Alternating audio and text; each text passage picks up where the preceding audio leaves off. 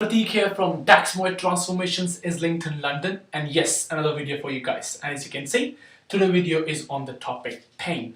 I've got so many clients that often complain about the shoulder pain, the neck pain, and mainly the pain in the lower back. Okay, so I decided to make this video for you guys to understand a little bit more about pain. Okay, and what I'm gonna tell you today, I promise that you haven't heard this before, and here is this. I'm gonna tell you why the pain in your back is not the pain in your back. Strange? Okay, now stick with me throughout this video and I promise you by the end of the video you will know what I'm talking about. Okay, before I start, let me tell you, I am not talking about the pain that you get from an injury or after an accident or after a broken bone. Okay, so I'm not talking about the traumatized pain. I'm talking about the pain that you get from well, let's say sedentary lifestyle, or let's say the pain that we don't know the cause of. So if you have a desk job and you sit often for a long time and you often get the aches in your body and you kind of have a low back problem, so you haven't injured yourself but you still have the pain, I'm going to tell you that that pain is actually not the pain in your back or anywhere in the body. It's not the muscle pain. Okay, so let's start.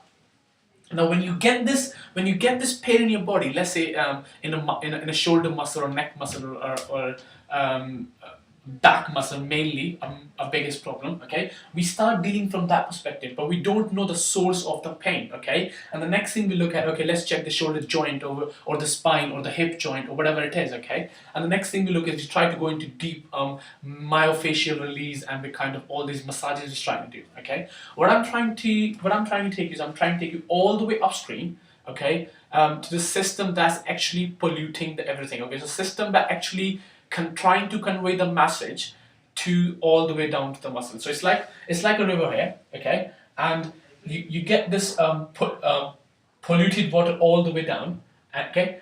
So there is no point dealing with the factories inside unless you deal with the top factory here, which is actually causing the pollution, okay. Unless you deal with here, the pollution will always remain in the water. So exactly same here. Unless you deal with the sensory system, which is the topmost system in the body, which senses the environment, send the signals to your brain, and accordingly brain reacts on that particular sense, things happen. Okay, so now what I'm trying to tell you about sensory system is, so as you all know, we got 6 senses in our body. I've written down here: sight, sound, smell, touch, taste, and balance. Okay, we got these 6 senses as human being. Now, if they're working perfectly okay, everything is okay in our body. So we have our brain actually allows us to move okay, to have a good speed, to have a good coordination, to have a good range of motion. Now, at any point this goes down or any of this is lacking or not working at its optimum level, what sensory system does, it gives you a signal.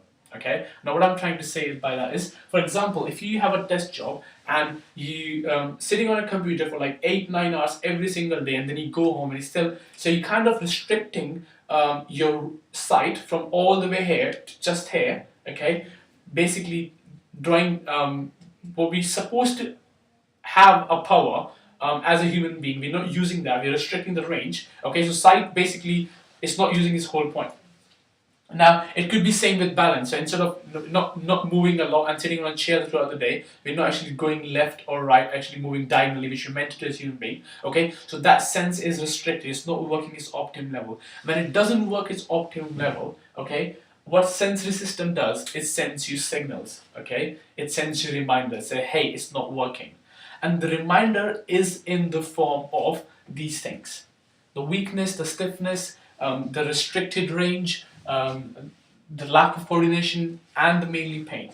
So every time that you have not injured yourself but still have kind of restricted and range of motion, a lack of coordination, and mainly the pain, it's not because there's something wrong with that particular area of the body, but most probably and 100% it's something wrong with the senses that is not working correctly. Okay, it could be simple as you start breathing. Okay, so the smell. Okay, most of us doesn't breathe properly these days. We always breathe from the chest because we're sitting for a long time.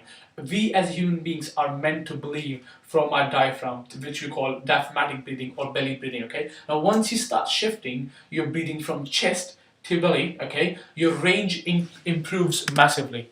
Let me get this screensaver up.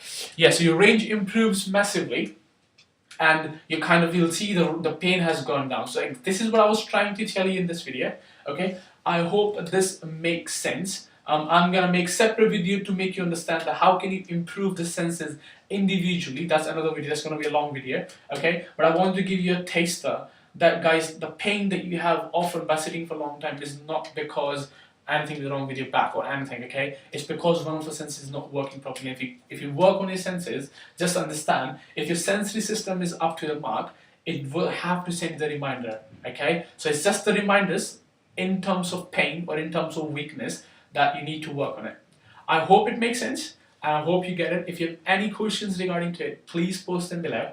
And I hope to come with next video very soon. Till then, take care.